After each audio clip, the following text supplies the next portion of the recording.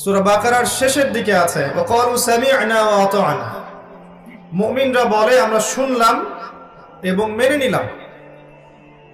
শুনতে হবে, দলিল প্রমাণ যাচাই করতে হবে, এরপরে যদি কোরআন এবং সুন্নাহর সাথে মিলে যায় তাহলে আপনাকে মানতে হবে। আর এক প্রকার শ্রোতা আছে, সূরা বাকারার মধ্যেই বলা আছে, তারা বলতো ওয়াকালু সামি'না ওয়া আসাইনা, আমরা শুনলাম কিন্তু মানব না। তো শুনে যদি না বুঝি তাহলে মানব কিভাবে? তাই বুঝতে হলে শান্তভাবে শুনতে হবে, শান্তভাবে বসে কথা শুনতে হবে। কিরকম? ওই হাদিসে জিবরিলের মতো। হাদিসে জিবরিল নিয়ে আমার একটা লেকচার আছে ইউটিউবের মধ্যে। জিবরাইল আলাইহিস সালাম এই পৃথিবীর ইতিহাসে একটা মাত্র বার, অনলি ওয়ান টাইম, তিনি জনসমক্ষে এসেছিলেন মানুষের রূপ ধরে।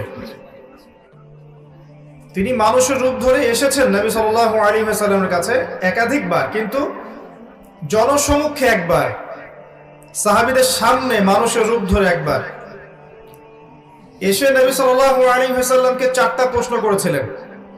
ইয়া মুহাম্মদ সাল্লাল্লাহু আলাইহি ওয়াসাল্লাম আখবিরনি আনিল ইসলাম, তিনি উত্তর দিয়েছেন।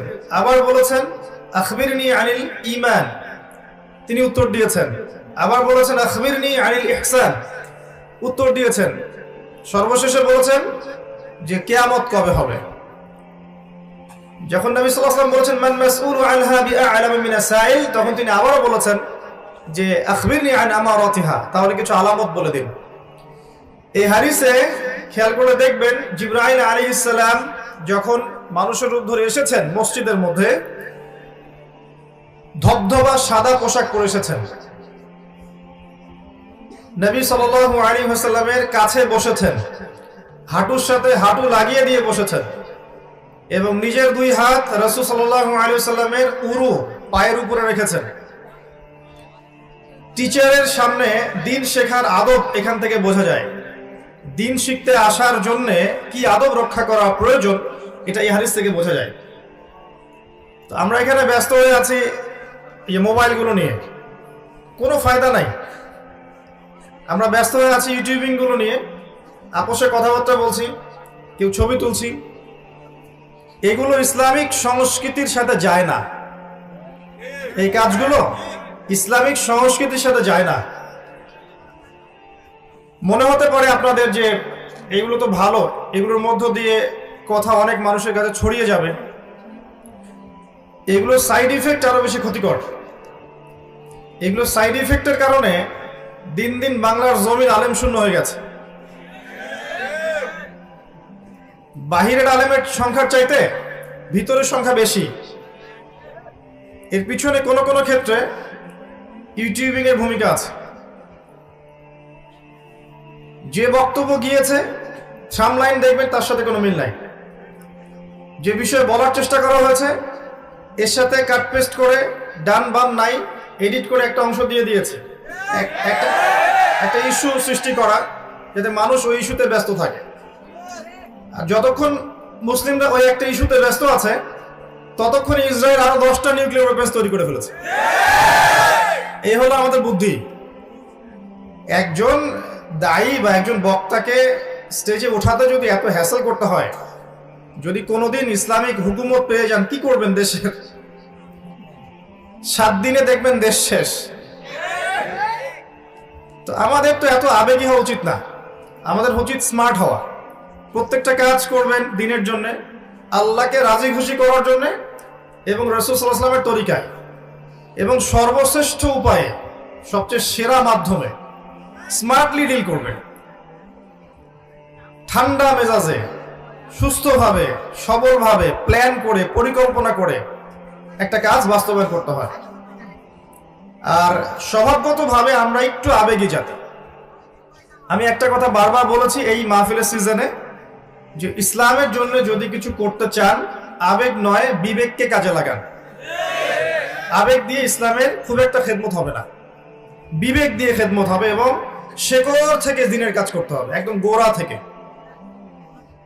আমি যদি এখন প্রশ্ন করি যে এখানে যারা উপস্থিত আছেন সবার মধ্যে কতজন ব্যক্তি জীবনে একবার আল কোরআন শুরু থেকে শেষ পর্যন্ত পড়েছেন? একটু হাত উঁচু করেন দেখি। মাশাআল্লাহ। কতজন মানুষ অর্থ সহ পড়েছেন? এবার হাত উঁচু করেন দেখি।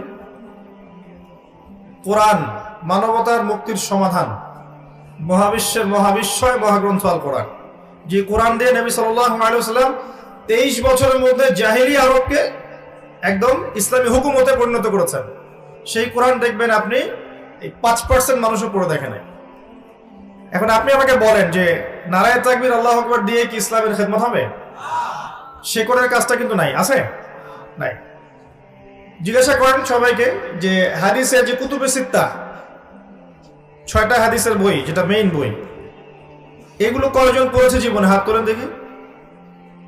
এই যে আলেম ওলামারা হাত তুলেছেন, বাকিরা কেউ হাত তোলেনি। মানে আমাদের দৃষ্টিভঙ্গিটা এমন যে এগুলো ওলামায়ে কেরামদের জন্য, তাই না? এগুলো মাদ্রাসার জন্য, আমাদের জন্য নয়। কতজন নবী সাল্লাল্লাহু আলাইহি ওয়াসাল্লামের সিরাত জীবনী গ্রন্থ পড়ে দেখেছেন জীবনে একবার? হাত উঁচু করেন দেখি। দেখেন আপনি সংখ্যাগুলো দেখেন। আরো জটিল সাবজেক্টে যদি যাই, ফিকহ কতজন পড়েছেন, ইসলামের হিস্ট্রি কতজন পড়েছেন, ইসলামিক অর্থনীতি কতজন পড়েছেন, ঠিক আছে? কতজন মানুষ হালাল রিজিকের সাথে সম্পৃক্ত? হাত তোলেন দেখি। সৎভাবে বলতে পারো হালাল খায়া, সুদ নাই, ঘুষ নাই, দুর্নীতি নাই, আত্মসাৎ নাই, হালাল খায়। আমার তো মনে হয় বেশিরভাগ হাত বেকারদের হাত। রিজিকের টেনশনই নাই, হালাল হারামের কোনো টেনশনই নাই। বসে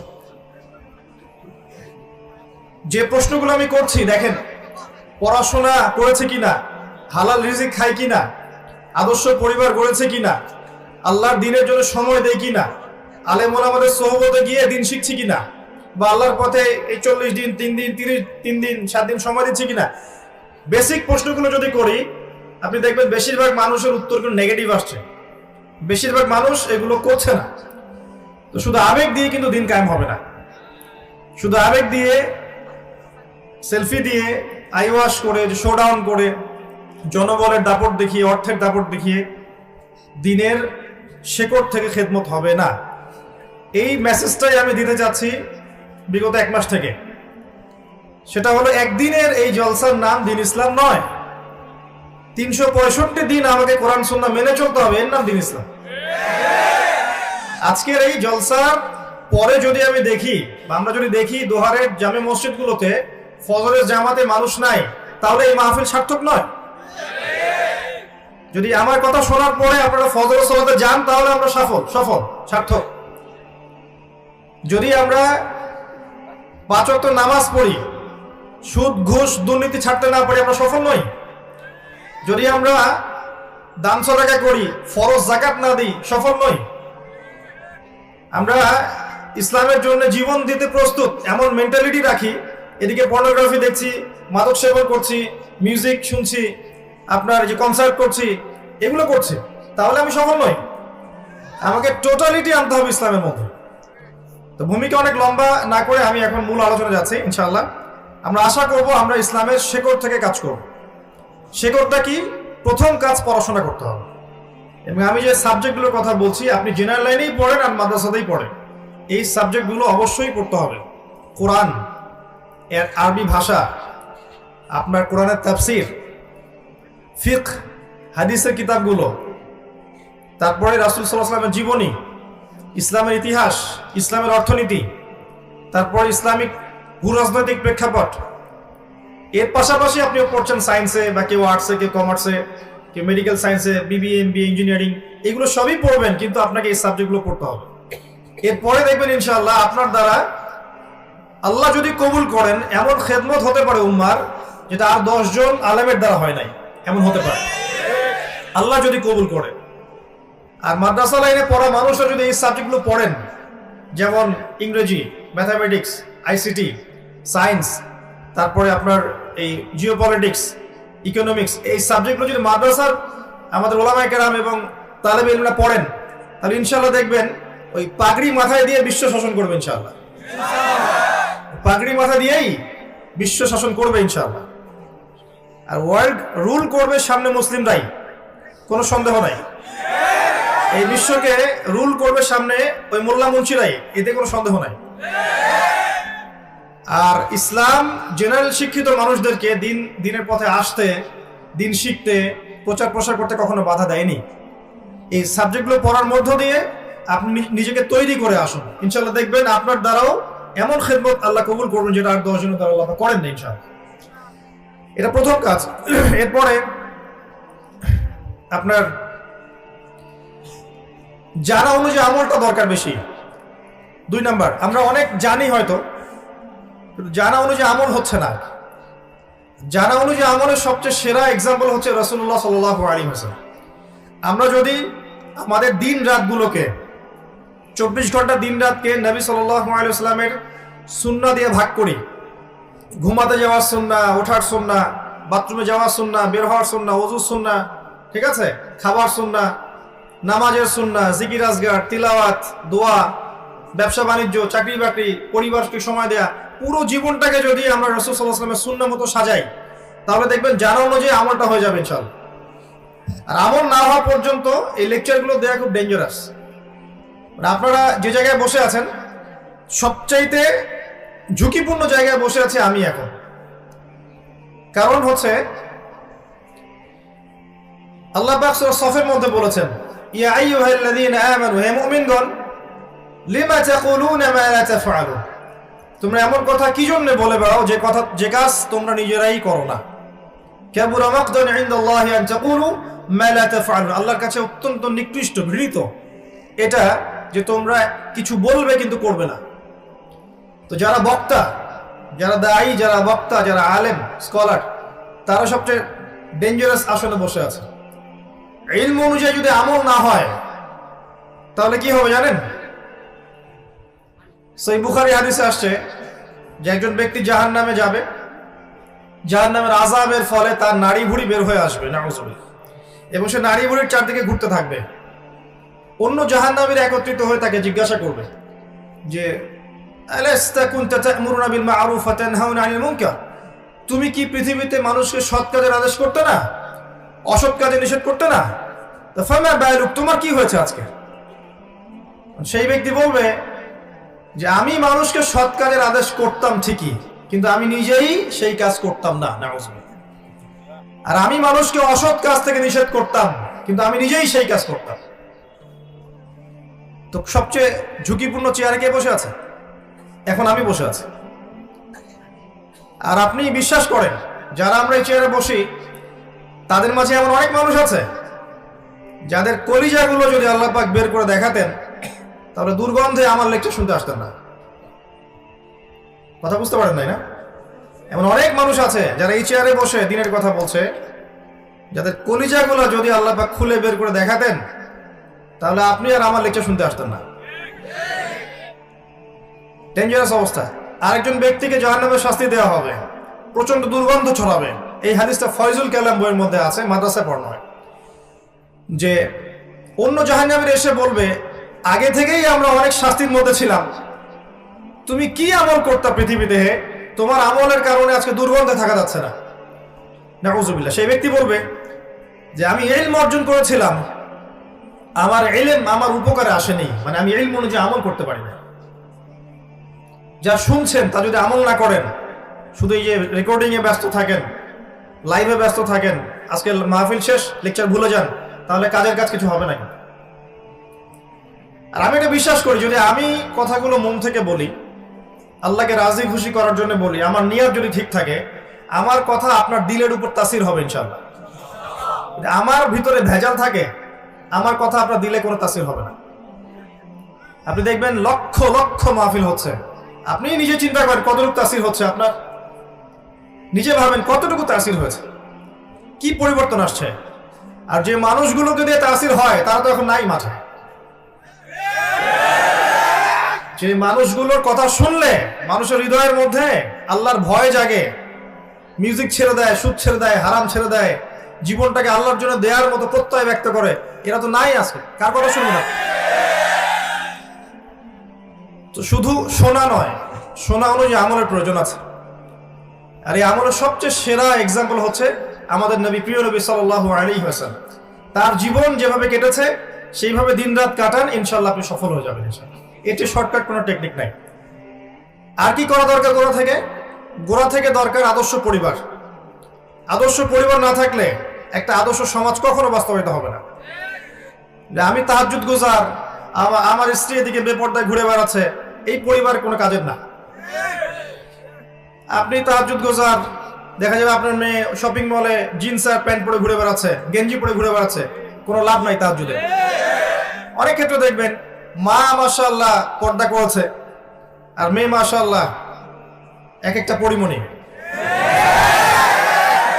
তো এরকম হলে আদর্শ পরিমাণ হবে না। আমরা দোয়া করি আল্লাহ পাক তাকেও যেন হেদায়েত দান। আল্লাহ চাইলে এমন অনেক মানুষকে হেদায়েত দিতে পারেন যাদের দ্বারা সমাজে খারাপ কিছু ছড়িয়েছে। আল্লাহ চাইলে এই মানুষদেরকে দিয়েও আল্লাহ পাক দ্বীনের খেদমত নিতে পারেন। আমরা দোয়া করি আল্লাহর কাছে যারা আজকে বেলাইনে আছে, মিউজিক্যাল লাইনে হোক, ফ্যাশন শো লাইনে হোক, ফিল্ম ইন্ডাস্ট্রিতেই হোক, হারাম আপনার মুভিজে হোক, পর্নোগ্রাফি হোক, যেখানেই আছে যারা, আল্লাহ যেন ওই মানুষদের মধ্যে যাদের মনের মধ্যে স্বচ্ছতা আছে, সততা আছে, আল্লাহ পাক যেন ওদেরকে হেদায়েত দান করেন এবং পূর্বের সমস্ত গুনাহ আল্লাহ যেন মাফ করে দেন। তো পরিবার আদর্শ না হলে সমস্যা আছে। পরিবারের ব্যক্তিরা সবাই সালাত পড়ছে, অর্থনৈতিক উৎসটা হারাম, সুদের উৎস, ঘুষের উৎস, দুর্নীতির উৎস, এই পরিবার আদর্শ পরিবার নয়। পরিবারে করতে হবে ইব্রাহিম আলাইহিস সালামের মতো তাওহীদপন্থী। পরিবারের মায়েরা হবে হাজারা আলাইহিস সালামের মতো সবরকারিনী, ত্যাগী। তখনই আপনি ইসমাঈল আলাইহিস সালামের মতো সন্তান পাবেন, তার আগে পাবেন না। আর ইসমাঈল আলাইহিস সালামকে মানুষ করেছেন তার মা, তার বাবা নন।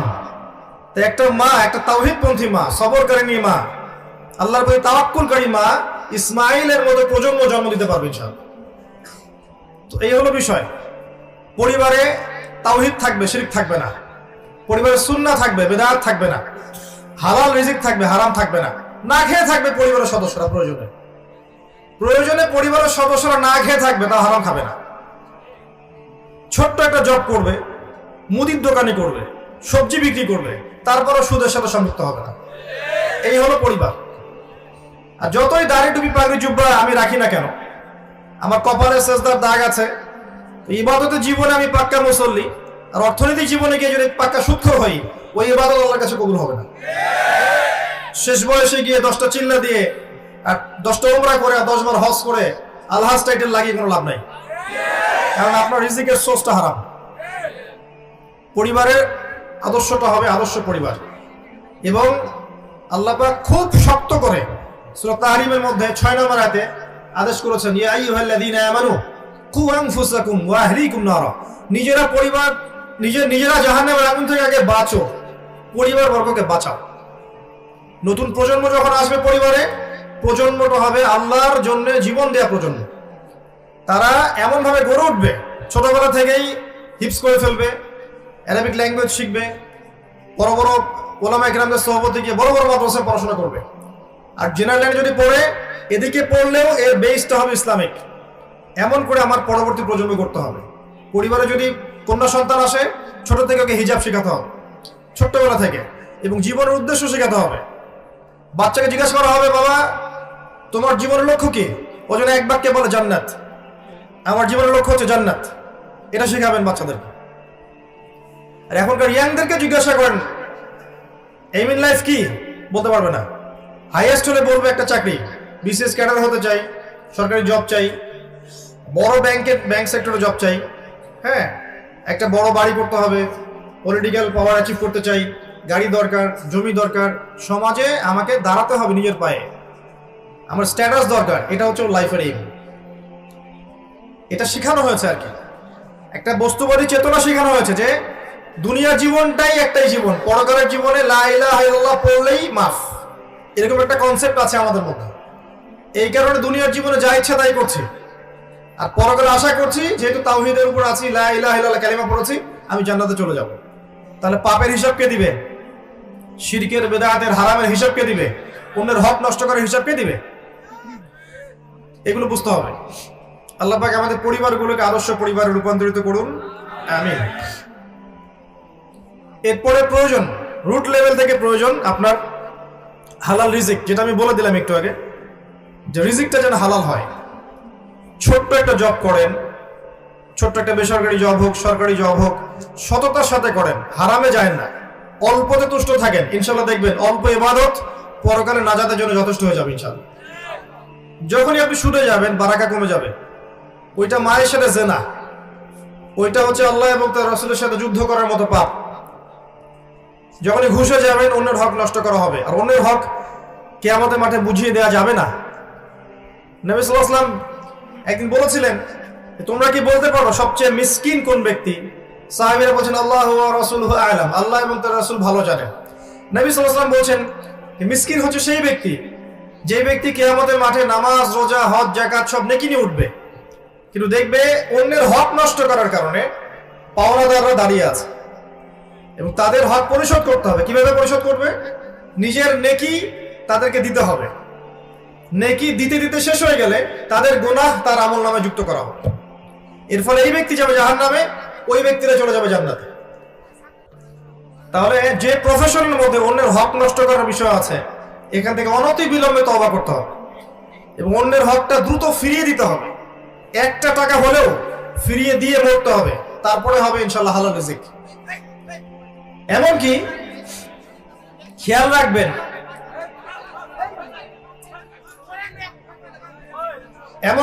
রাখবেন কারো বাসায় খেতে গিয়েছেন, ওইখানেও খেয়াল রাখবেন যে তাদের রিজিকের সোর্সটা কি। কারো বাসায় দাওয়াত খেতে গিয়েছেন, বসেই ভরপেট খাওয়ার দরকার নাই। জিজ্ঞাসা করবেন যে আপনাদের বাসার কাদের বাসা, কি করে। যদি দেখেন যে তার জবটা হারাম, সেখানে খাওয়ার দরকার নাই। কিছু কিছু বিষয় আছে, আপনি কোরআন তেলাওয়াত করেন, মাশাআল্লাহ, কোরআন হাদিস পড়েন, মনের মধ্যে নূর আসবে, রাস্তায় বের হন, 10টা নগ্ন মেয়ে আপনার চোখে পড়লে নূরটা চলে যাবে। আমার কথা বোঝেন? কোরআন সুন্নাহ পড়েন, গবেষণা করতে থাকেন, দেখবেন যে মনের মধ্যে নূর ফিল করবেন, আল্লাহর রহমত, নূর ফিল করবেন, প্রশান্তি ফিল করবেন। বাইরে বের হন, একটা শপিং মলে ঘুরে আসেন ঢাকা, দেখবেন নূর চলে গেছে।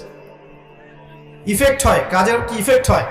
আপনি বাজ বিচার না করে হারাম খেতে থাকেন, দেখবেন এই শরীর দিয়ে আপনি নামাজে মনোযোগ পাচ্ছেন না, রোজা রাখলে তৃপ্তি পাচ্ছেন না, ইবাদত করে স্বাদ পাচ্ছেন না, কারণ আপনার রক্ত মাংসগুলো হারাম ভাবে তৈরি হয়েছে। রিজিকের ব্যাপারে সতর্ক থাকেন। আদর্শ পরিবার গড়তে হলে রিজিকটা সুন্দর থাকতে হবে। এরপরে দরকার কি? আত্মশুদ্ধি। আত্মশুদ্ধি কি জিনিস? মনের মধ্যে যত খারাপিয়াত আছে, যেমন হিংসা, গীবত, তহমত, অহংকার, হঠকারিতা, মুনাফিকি, যত খারাপ দোষ আছে মনের মধ্যে, এগুলোকে বের করতে হবে। এগুলো বের না করা পর্যন্ত আপনার মনটা কিন্তু তাসকিয়া, আত্মশুদ্ধি অর্জন করতে পারবে না। কি করলে বের হবে এগুলো? বেশি বেশি কবরের ফিকির করলে বের হবে। বেশি বেশি কবরের চিন্তা করেন, পরকালের চিন্তা করেন, আল্লাহর সামনে দাঁড়াতে হবে এই চিন্তা করেন, দেখবেন মন নরম থাকবে ইনশাআল্লাহ। বেশি বেশি কোরআন তেলাওয়াত করেন, মনটা নরম সফট হবে ইনশাআল্লাহ। বেশি থেকে বেশি আল্লাহর জিকির করেন, সুবহানাল্লাহ, আলহামদুলিল্লাহ, লা ইলাহা ইল্লাল্লাহ, আল্লাহু আকবার, লা হাওলা ওয়ালা কুওয়াতা ইল্লা বিল্লাহ পড়তে থাকেন, মনটা নরম হবে ইনশাআল্লাহ। বেশি থেকে বেশি দান সাদাকা করেন, মনটা নরম হবে। ইতিমের ভরণ পোষণের দায়িত্ব নেন, মনটা নরম হবে। বিধবার দায়িত্ব নেন, মনটা নরম হবে।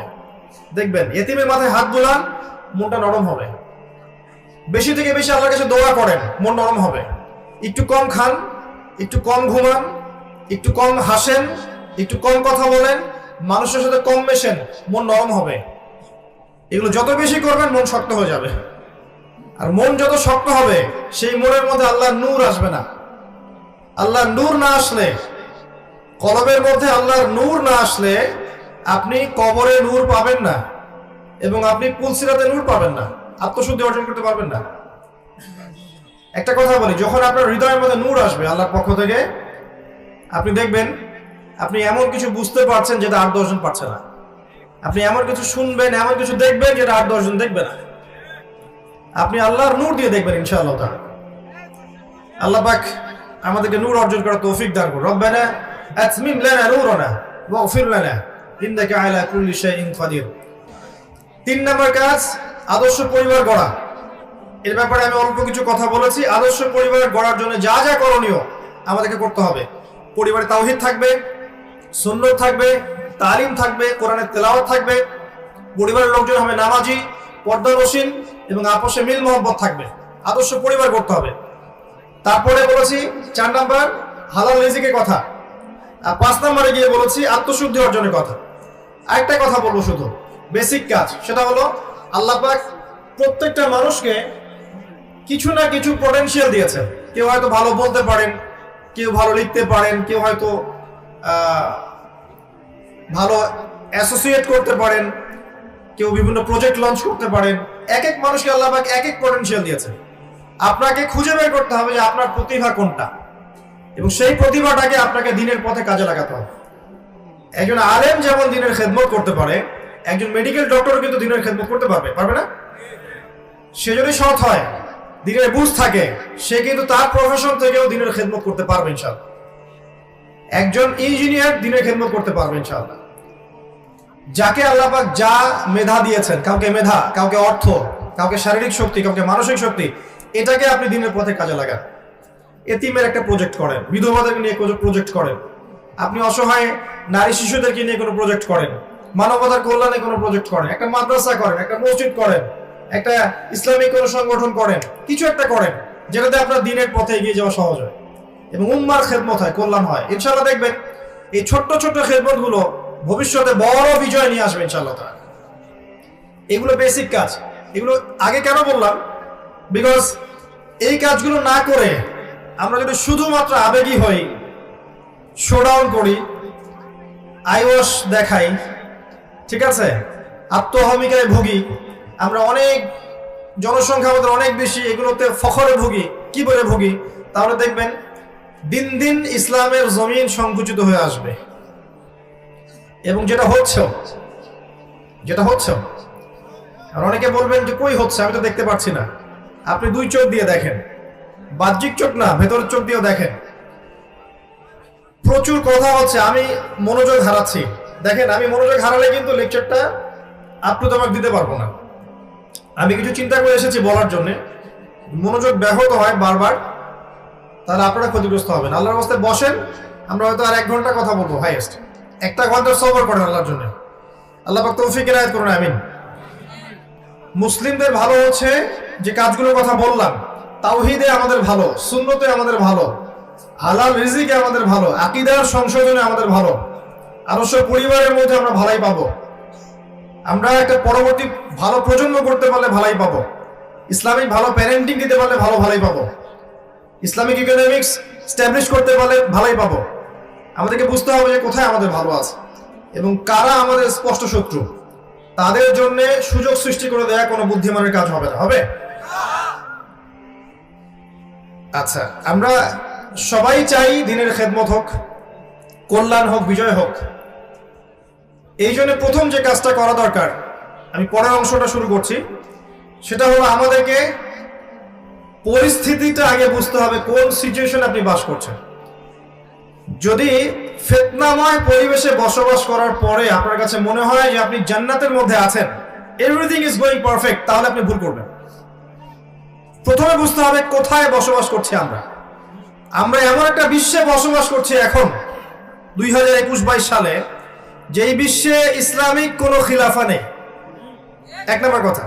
2 নম্বর, জিউস এবং খ্রিস্টান যারা আছে, জায়নিস্ট যারা আছে, ইহুদি খ্রিস্টান বিশাল পরাশক্তি যারা আছে, এরা আজকে বিশ্বের বুকে অনেক উন্নত, অস্ত্রের দিক থেকে, সামরিক দিক থেকে, পলিটিক্যাল দিক থেকে, ইকোনমিক্যাল দিক থেকে, প্রত্যেকটা দিক থেকে তারা আজকে স্ট্রং। আমাদেরকে বুঝতে হবে আমরা কোন জায়গায় আছি এখন। মিডিয়া ওদের হাতে, প্রযুক্তি ওদের হাতে, সমরাস্ত্র ওদের হাতে, প্রশিক্ষণ ওদের হাতে, ব্যাংকিং সিস্টেম ওদের হাতে, পলিটিক্যাল সিস্টেম ওদের হাতে, ইউনাইটেড নেশনস ওদের হাতে, IMF ওদের হাতে, ন্যাটো ওদের হাতে, ওয়ার্ল্ড ব্যাংক ওদের হাতে, সবকিছু ওদের হাতে। পারমাণবিক সব ওয়েপন্স বেশিরভাগই ওদের হাতে। আপনাকে আমাকে বুঝতে হবে কোন জায়গায় মুসলিমরা এখন বসবাস করছে। আবেগ না, সিচুয়েশন বুঝে না, কোন জায়গায় আপনি বসবাস করছেন ওয়ার্ল্ড। এরপরে দেখবেন যে এডুকেশনাল সিস্টেমের মধ্যে আপনি শিরক পাবেন, কুফর পাবেন। সারা জীবন পড়াশোনা করে যাচ্ছেন, কোরআন সুন্নাহর বালাই পান নাই, এবং শেষ বয়সে গিয়ে আপনি এখন চিল্লা দেওয়ার চেষ্টা করছেন, দিন বোঝার চেষ্টা করছেন, পড়ার চেষ্টা করছেন, হজ করছেন। এখন আপনি বই পড়া শুরু করছেন। গোল্ডেন টাইম 20 থেকে 40 আপনি এগুলোর বালাই পাননি, নর্মালি যারা পড়েছেন। ইকোনমিক্সে গিয়ে দেখবেন জাকাত আউট, এখানে দেখবেন সুদ ইন, সুদের মধ্য দিয়ে সব চলছে, জাকাত আউট। অথচ যাকাত ছিল সাম্যবাদী অর্থনীতি, আর রিবা হচ্ছে ক্যাপিটালিজম, মানে এখানে আপনাকে ধনী ধনী হবে দিন দিন, আর গরিব আস্তে আস্তে গরিব হতে থাকবে। এই হলো রিবার ফলাফল। যাকাত এবং সাদাকা এবং ব্যবসায় টাকা বা মানি মার্কেটে সার্কুলেট করতে থাকে, ঘুরতে থাকে। আজকে আপনি ধনী, কালকে গরিব হতে পারেন, আজকে আপনি গরিব, কালকে ধনী হতে পারেন। রিবার মধ্যে সুযোগ নাই, ধনী ধনী হতে থাকবে, গরিব গরিব হতে থাকবে। আল্লাহ পাক এই জন্য বলেছেন এটা হচ্ছে রক্ত চুষে খাওয়ার মতো পাপ, জাহান্নামে রক্তের নদীতে ফেলে শাস্তি দেওয়া হবে। এই কারণে আপনাকে সিচুয়েশন বুঝতে হবে। এবং পুরো ওয়ার্ল্ডের ব্যাংকিং সিস্টেম রিবা ভিত্তিক। কি করবেন আপনি এখন? পুরো ওয়ার্ল্ডের ব্যাংকিং সিস্টেম রিবা কেন্দ্রিক। আর রিবার চাইতে আরো ডেঞ্জারাস ওয়েপেন্স আছে ওদের কাছে, সেটা হলো আপনার ফ্রডুলেন্ট একটা পেপার মানি, ইলেকট্রনিক মানি। আপনি 1 বছর জব করেছেন, প্রত্যেক মাসে 1 লক্ষ টাকা করে পেয়েছেন, 12 মাসে 12 লক্ষ টাকা পেয়েছেন, ঠিক আছে? আচ্ছা, এই 1 বছরের শ্রম, 1 বছর প্রতিদিন 12 ঘন্টা করে শ্রম দিয়েছেন, 12 লক্ষ টাকা বছর শেষে পেয়েছেন। টাকাটা নিয়ে গিয়ে এই যে বাক্সে ভরে আপনার ওয়াইফকে দিয়ে দেন, যে 1 বছর পরে, 1 বছর কম হয়ে যায়, 10 বছর পরে এই টাকাটা আমাকে বের করে দিবা। আপনার স্ত্রীটা রেখে দিল সিন্ধুকের মধ্যে। এবার এখন আপনি এই 12 লক্ষ টাকা দিয়ে ধরেন আপনি 4 শতক জমি কিনতে পারবেন, ফর এক্সাম্পল, কথা বলছি রুট লেভেলে। 10 বছর পরে বের করলেন, দেখলেন আপনি এটা দিয়ে 4 শতক জমি পাচ্ছেন না, আপনি পাচ্ছেন 2 শতক, আর 2 শতক পাচ্ছেন না। আপনার 12 মাসের শ্রমটাকে 6 মাসে নিয়ে আসা হয়েছে, আপনার 6 মাসের শ্রম হাওয়ায় উড়ে গেছে। কেউ আপনার শ্রম থেকে বেনিফিটেড হয়েছে, শ্রম দিয়েছেন আপনি, লাভবান হয়েছে অন্য কেউ। এই জন্য তাকিয়ে দেখবেন বিশ্বের একটা সভ্যতা দিন দিন উঁচু হচ্ছে, একটা সভ্যতা, পৃথিবীর একটা অংশ দিন দিন ধনী হচ্ছে, আর বাকি অংশের দিকে তাকিয়ে দেখবেন দিন দিন দারিদ্রতা, প্রভার্টি, ডিস্ট্রিবিউশনে যাচ্ছে। যখনই এদের বিরুদ্ধে কথা বলতে যাবেন দেখবেন টাকার মান পড়ে যাবে। টার্কি চেষ্টা করেছিল, মান পড়ে যাচ্ছে। ইন্দোনেশিয়া চেষ্টা করেছিল, মান পড়ে গেছে। ভেনিজুয়েলা চেষ্টা করেছিল, মান পড়ে গেছে। যেই চেষ্টা করবে মান কমে যাবে। মানে এটা আপনার অন্য কোনো জায়গা থেকে নিয়ন্ত্রণ করা হয়। তা আপনি যদি এমন হতো যে আপনি 12 মাস জব করেছেন,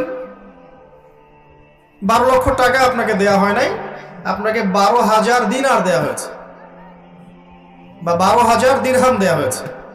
এটা আবার কি জিনিস? দিনার আবার কি জিনিস? দিরহাম আবার কি জিনিস? কোনদিন তো নাম শুনে নাই। সূরা ইউসুফ পড়েছেন? সূরা ইউসুফ আলাইহিস সালামকে কি দিয়ে কিনেছিল? দিরহাম দিয়ে। সূরা আলে ইমরানের মধ্যে দেখবেন দিনারের কথা আছে। আচ্ছা, মনে করেন দিনার এবং দিরহামে আপনাকে স্যালারি দেওয়া হয়েছে। এবার এটা আপনি রেখে দিলেন ওয়াইফের কাছে, 10 বছর পর বের করবা। সে 10 না 20 বছর পর বের করে দিয়েছে আপনাকে। আপনার শ্রমের মান কমবে? আপনার মুদ্রার মান কমবে? এই কথাটাই বুঝাতে ব্যর্থ হয়েছি বিগত 5 বছর থেকে, যে ইসলামিক যে মুদ্রা, এর ইন্ট্রিনসিক একটা ভ্যালু থাকে, অন্তর্নিহিত একটা মান থাকে, যে মানটা ওর ভিতরেই থাকে, বাইরে থাকে না। আপনার যে সিস্টেমটা চলছে এর মান ভিতরে নেই, বাইরে আছে, এবং এই মানটা অন্য জায়গা থেকে নিয়ন্ত্রণ করতে পারবে, নিয়ন্ত্রণ করে আপনার শ্রমটা কেড়ে নিবে। সূরা নাজমে আল্লাহ বলেছিলেন একটা কথা, যে একটা ভুলে গেলাম এই মুহূর্তে, মানুষ তাই পাবে যা সে চেষ্টা করে। একটা আয়াত আছে না, হ্যাঁ, লাইসা লিল ইনসান ইল্লা মা সাআ। মানুষ চেষ্টার বাইরে কিছু পাবে না, তাই তো? মানুষ চেষ্টার বাইরে কিছুই পাবে না। আপনি অর্থ উপার্জনের চেষ্টা করবেন, আপনি পাবেন। আপনি ফল, বীজ রোপণ করবেন, গাছ হবে, ফল খাবেন। আপনি এখানে বীজ রোপণ করলেন, গাছ হলো, আপনি পরিপূর্ণ ফলটা খেতে পারছেন না, ফল অন্যজন খাচ্ছে। আমি যদি আপনাকে বলি যে আমার ফার্মে আপনি জব করেন, 1 বছর জব করবেন, 12 ঘন্টা করে পার ডে, কিন্তু আমি বছর শেষে আপনাকে 6 মাসের স্যালারি দিব, আপনি নেবেন? পাগলেও নিবে? কিন্তু আমরা এটা করছি, কিছু করার নাই, কারণ সিস্টেমটা ওদের হাতে। ওয়ার্ল্ডের সিচুয়েশন বুঝতে হবে আপনাকে। ইনশাআল্লাহ ঈসা ইবনে মারইয়াম আসলে এই সিস্টেম থাকবে না। ইনশাআল্লাহ আযজা ওয়া জাল আল মাহদি আসলে এই সিস্টেম থাকবে না। ঠিক। প্রতারণাপূর্ণ ইকোনমিক্স। মুফতি তাকি উসমানী শাইখের বইগুলো পড়েন, অন্যদের কথা বাদ দেন। হানাফি মাযহাবের অন্যতম বড় একজন উলামায়ে কেরামের একজন, আল্লামা তাকি উসমানী শায়েখ, উনার ইকোনমিক্সের সিরিজ আছে, এই বইগুলো পড়লে বুঝতে পারবেন কি চলছে প্রতারণা ধোঁকাবাজি। এরপরে আবার রিবা আছে, এভাবে তো মান কমলে তারপর আবার সুদ আছে।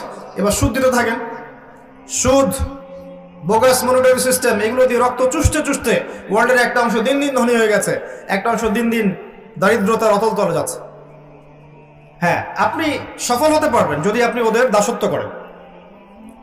এই সিস্টেমের মধ্যে থেকেও সফল হওয়া যাবে যদি ওদের দাসত্ব করা যায়। ওরা যা বলবে শুধু বলবেন ইয়েস স্যার, সামি'না ওয়া আতা'না, সমস্যা হবে না ইনশাআল্লাহ। কিন্তু যদি ওদের অন্যায়গুলোর প্রতিবাদ করতে যান, তখন দেখবেন বাঁকা চোখে দেখবে। এখন আমাদের দেশকেও তো বাঁকা চোখে দেখছে না? আমাদের দেশের প্রশাসনকে পর্যন্ত নিষেধাজ্ঞা দিয়ে দিচ্ছে না? আগে যখন বলেছিলাম আমাকেই বলেছিল যে ভালো মন্দ, এখন বোঝেন যাদের কথা বলেছি এদের চরিত্র এরকমই, এরা এদিকেও চোখ রেখেছে, আমাদের দেশের দিকেও খারাপ চোখ রেখেছে। শত্রুকে চিনতে হবে। আল্লাহ পাক বলেছেন লা তাত্তাখিযুল ইয়াহুদা ওয়ান নাসারা আউলিয়া বা'দুহুম আউলিয়া বা'দ, এমন সব জিউস এবং খ্রিস্টানদেরকে বন্ধুরূপে গ্রহণ করো না যারা একে অপরের বন্ধু। ওয়া মান ইয়াতাওয়াল্লাহুম মিনকুম ফাইন্নাহু মিনহুম, তোমাদের মধ্যে কেউ যদি ওদের দিকে মুখ ফেরায় সে ওদের অন্তর্ভুক্ত, আমাদের কেউ না। তো এখন দেখেন এদিকেও চোখ দিচ্ছে, রিজার্ভ ব্যাংকের টাকা সরিয়ে দিতে বলছে, দেখেছেন? টাকা সরাতে বলছে, কি জন্যে? ভালো নজর নেই। ওরা কখনোই তাওহীদপন্থীদেরকে সহ্য করতে পারবে না। ওরা কখনোই রাসূলুল্লাহ সাল্লাল্লাহু আলাইহি ওয়াসাল্লামের সুন্নাহ যারা ভালোবাসে এদেরকে সহ্য করতে পারবে না। আল্লাহ পাক ওই খাসলত দিয়ে ওদেরকে সৃষ্টি করেননি। They want to rule the world, তারা সারা ওয়ার্ল্ডকে শাসন করতে চায়। দেখবেন চায়না এবং রাশিয়া, এরা ওদের ধার ধারে চায়না রাশিয়াও ধার ধারে। উচিত, আমাদের এখনো উচিত। অনেকে বলবেন যে ওরা তো মুসলিম কান্ট্রি না, আপনি হয়তো কি বলছেন এগুলো। আমি ডিপ্লোম্যাটিক্যালি বলছি, ডিপ্লোম্যাটিক্যালি আমাদের এখনো উচিত চায়না রাশিয়ার দিকেই ঝোঁকা এবং তাদের সাথে অ্যালায়েন্স তৈরি করা, ফ্রন্ট তৈরি করা। যখন পরাশক্তি লড়বে, কোনো একটা পরাশক্তির পক্ষে যাবেই উন্নয়নশীল কান্ট্রিগুলো। চায়না রাশিয়া এখন বেস্ট অপশন। দেখবেন সারা ওয়ার্ল্ডকে এই ইকোনমি রুল করে ফেলছে এখন চায়না। সব জায়গায় দেখবেন চাইনিজ প্রোডাক্ট। যদিও ওরা ইসলামিক কান্ট্রি নয়, কিন্তু অনেক সময় ওয়ার্ল্ড ডিপ্লোমেসির খাতিরে এমন কিছু মানুষের সাথেও সখ্যতা, বন্ধুত্ব রাখতে হয় যাদের সাথে রাখলে অপর খারাপ পরাশক্তি আমার কিছু করতে পারবে না। আর এই কথাটা অন্য কান্ট্রি বুঝে ফেলছে, ইরান বুঝে ফেলছে। ইরানের মতো দেশ যাদেরকে এখন নাম শুনলে বলে রাশিয়া, তাই না? বলে যে ওরা তো শিয়া দেশ। শিয়া হওয়ার পরেও তারা ওয়ার্ল্ড ডিপ্লোমেসি বেটার বুঝেছে অনেক সুন্নি কান্ট্রির চাইতে, অনেক নামধারী সুন্নি দেশের চাইতে। শিয়া উদ্দেশিত দেশ হওয়া সত্ত্বেও ওয়ার্ল্ড অ্যাফেয়ার্স তারা বেশি বুঝেছে এবং তারা এই দিকে না ঝুঁকে ওই দিকে ঝুঁকেছে। বুঝতে হবে আপনি কোথায় বাস করছেন। এটা হচ্ছে এখনকার ওয়ার্ল্ড, প্রত্যেকটা বিষয় ওখানে ডিল করা হচ্ছে এবং এইসব ঘটতেই দেখবেন একটা রাষ্ট্র আস্তে আস্তে উন্নত করছে এবং আস্তে আস্তে মুসলিমদের উপর ডমিনেট করছে। নাম কি? ইসরায়েল। সারা ওয়ার্ল্ডই জানে যে সে জালেম, সারা ওয়ার্ল্ড জানে সে জালেম, সারা বিশ্ব জানে সে জালেম। তারপরেও আরব কান্ট্রিগুলোর কলেজের উপর বসে সে সারা ওয়ার্ল্ডের মধ্যে আরবের তেল নিয়ন্ত্রণ থেকে শুরু করে, পেট্রোডলার নিয়ন্ত্রণ থেকে শুরু করে, ইকোনমি, ফাইন্যান্স, মনিটরি সিস্টেম, আপনার এই যে কি বলবো সামরিক বিষয়গুলো, অস্ত্রশস্ত্র, মিডিয়া, প্রযুক্তি, সব কিছু ওয়ার্ল্ড নখদর করে নিয়ে এসেছে মাত্র 70 বছরের ব্যবধানে। মাত্র 70 বছরের ব্যবধানে। এই যে 1914 সাল থেকে 2022, এই 100 বছর, আর ধরে না 1947 সাল থেকে এই 2021 এই সাল পর্যন্ত, এইটুক সময়ের মধ্যে এই রাইজ করেছে সেভাবে। এবং এই রাইজিংটা সে বিগত 2000 বছর ধরে করতে পারেনি। বিগত 2000 বছর ধরে এরা বিশ্বের আনাচে কানাচে ঘুরেছে, কোনো দেশ ছিল না, থাকার জায়গা ছিল না, কোথায় বসবে খাবে এই জায়গা ছিল না। তারা আজকে এই মুসলিমদের কলিজের উপর দাঁড়িয়ে কাজ করেছে। আর তখন আমরা কি করছিলাম? আমরা জিলাপি খাচ্ছিলাম, খোরমা খাচ্ছিলাম, মিলাদ করছিলাম, কবরে সেজদা করছিলাম, মাদারে সেজদা করছিলাম। আমরা তখন আপোষে ইখতিলাফ, হানাফি, আহলে সালাফি, তোমার হাত বাঁধা নামির উপরে আমার নিচে, রফুল এদান করা না করা, পায়ে পা লাগানো না, এগুলো নিয়ে ব্যস্ত ছিলাম। আর এগুলোর দিকে ফোকাস না করে অভ্যন্তরীণ দ্বন্দ্বে লিপ্ত থাকলে এখানে নবীর শান নষ্ট হয়নি? চোখের সামনে এদের উত্থান যখন হলো, আর আমরা যখন আপোষে এভাবে বিভক্ত ছিলাম, ইখতিলাফে ব্যস্ত ছিলাম, হালুয়া রুটি সামাই খাচ্ছিলাম, তখন নবীর শান নষ্ট হয়নি? সুবহানাল্লাহ। আপনাকে সিচুয়েশন বুঝতে হবে। এখন এই সিচুয়েশনটা রিড করতে হলে বাহ্যিক চোখ দিয়ে দেখলে আপনি সব বুঝতে পারবেন না। কিভাবে বুঝতে পারবেন? আপনাকে খিজির আলাইহিস সালাম হতে হবে। কে খিজির? সূরা কাহফ খুলেন। নবী মূসা এবং খিজির আলাইহিস সালাম তাদের একটা গল্প আছে না? কয়জন পড়েছে সূরা কাহফ? হাত তুলেন। যেই সূরা আপনাকে মাসিহুদ দাজ্জাল থেকে বাঁচাবে, এই সূরা পড়েছেন 10% মানুষ। দাজ্জালের ফিতনা থেকে বাঁচবেন কিভাবে? আল্লাহর নবী বলেছেন সাল্লাল্লাহু আলাইহি ওয়াসাল্লাম, এই সূরা আপনাকে মাসিহুদ দাজ্জালের ফিতনা থেকেও বাঁচাবে। তাই বলেননি? জুমার দিনে পড়তে বলেছেন, প্রথম 10 আয়াত মুখস্থ করতে বলেছেন। এই সূরার মধ্যে এমন কিছু আছে যা আপনাকে দাজ্জালীয় ফিতনাগুলো চিনতে শিখাবে এবং আপনাকে বিরত থাকার পথ পদ্ধতি বলে দিবে। যদি নাই পড়েন, নাই বোঝেন, কেমন করে শিখবেন? এখানে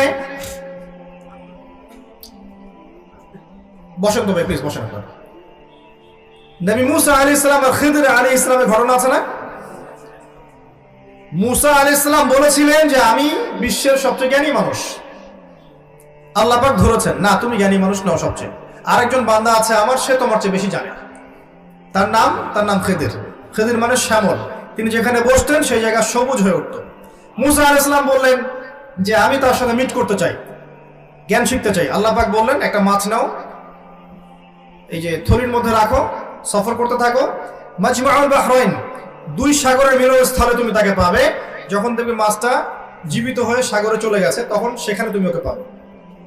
সফর করতে থাকলেন, এক পর্যায়ে পেলেন। পাওয়ার পরে বললেন আমি আপনার কাছে জ্ঞান শিখতে চাই। তো খিদির আলাইহিস সালাম বললেন ইন্নাকা লান তাস্তাতিআ মাইয়া সাবরা, তুমি আমার কাছে ধৈর্য ধরতে পারবে না, তুমি আমার সাথে ধৈর্য ধরতে পারবে না। মুসা আলাইহিস সালাম বললেন ইনশাআল্লাহ আমি ধৈর্য ধরবো। ইনশাআল্লাহর বরকতে তাকে সাথে নেওয়া হলো। সফর করতে থাকলেন। 3টা ঘটনা ঘটলো। কি ঘটনা? একবার ওই নৌকা ফুটা করে দিলেন, মনে আছে? অনেকে মাথা নাড়ছেন, কেউ নাড়ছেন না।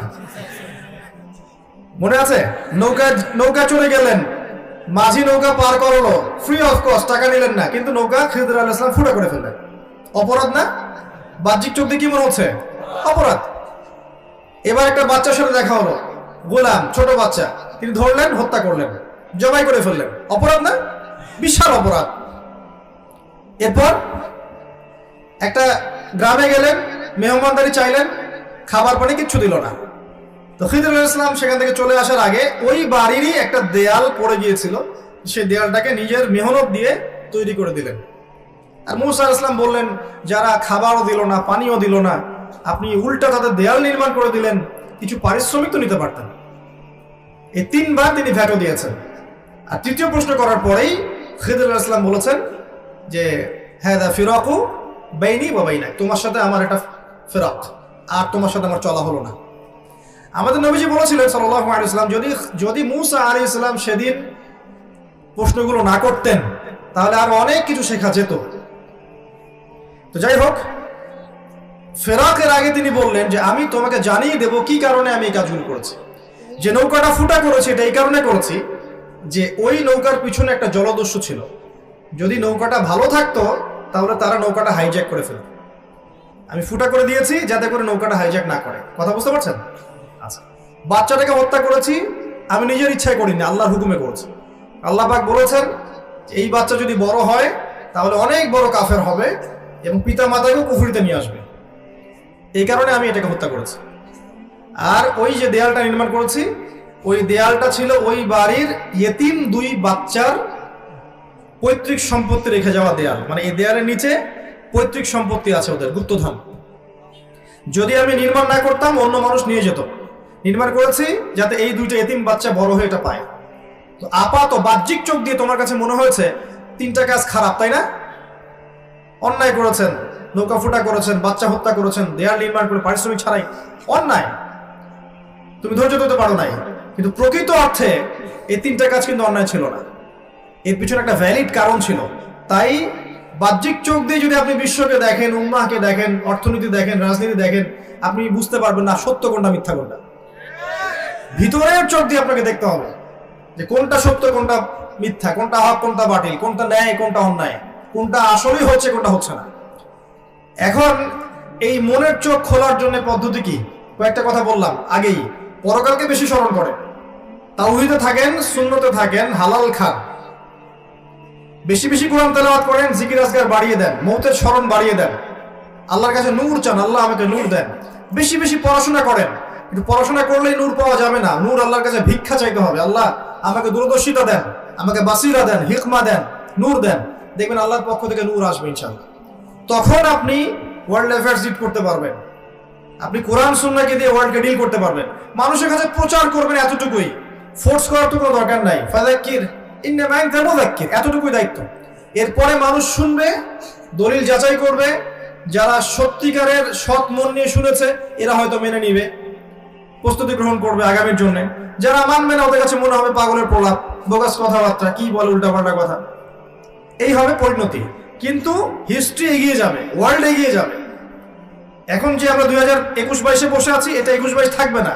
আস্তে আস্তে ওয়ার্ল্ড এগিয়ে যাবে, আরো জলোচ্ছ্বাস আসবে, ভূমিকম্প আসবে, ম্যাসাকার হবে, আরো মহামারী ছড়াতে পারে, আরো পলিউশন হবে ওয়ার্ল্ডে, পরাশক্তিদের মধ্যে যুদ্ধ বাড়বে, নিউক্লিয়ার যুদ্ধ পর্যন্ত হতে পারে, ওয়ার্ল্ডে নিউক্লিয়ার যুদ্ধ পর্যন্ত হতে পারে। ওয়ার্ল্ড এমন একটা জায়গায় বসে আছে, ওয়ার্ল্ডের এই যে ইকোনমিক সিস্টেমটা কোলাপস করে যেতে পারে, টেকনোলজি যেগুলো আছে এগুলো নাও থাকতে পারে। যাই হোক, কিন্তু সামনে যে মুসলিমদের একটা কঠিন সময় আসছে এটা স্পষ্ট। এবং এর পরে যে আল্লাহ রাব্বুল আলামিন মুহাম্মদ সাল্লাল্লাহু আলাইহি ওয়াসাল্লামের বংশধরদের মধ্য থেকে একজনকে বের করবেন, যার নাম মুহাম্মদ, যার বাবার নাম আব্দুল্লাহ, যার মায়ের নাম আমিনা। যিনি মদিনা থেকে মক্কায় আসবেন, মক্কায় মানুষ তার হাতে বায়আ নিবে এবং তিনি ইসলামিক এই যে হুকুমত এটা মদিনায় কায়েম করে ফেলবেন ইনশাআল্লাহ। এবং সেখান থেকে তার সাথে পরশক্তিদের ব্যাটল হবে, তিনি পেরে উঠবেন না। এক পর্যায়ে মাসিহুদ দাজ্জাল আত্মপ্রকাশ করবে এবং এই মাসিহুদ দাজ্জালকে হত্যা করার জন্য, মারার জন্য আল্লাহ পাক সত্যিকারের মাসিহকে পাঠাবেন। তিনি কে? ঈসা ইবনে মারইয়াম। তার হাতে মাসিহুদ দাজ্জাল নিহত হবে এই প্যালেস্টাইনের এই যে বাবেলুদ, যেটা প্যালেস্টাইনের মধ্যে আছে এখন। এরপরে তিনি 40 বছর জেরুজালেম থেকে সারা বিশ্বে খেলাফা কায়েম করে দিবেন। একটা কাঁচা বাড়ি, একটা পাকা বাড়ি বাদ থাকবে না যেখানে আল্লাহর কালিমা প্রবেশ করবে না।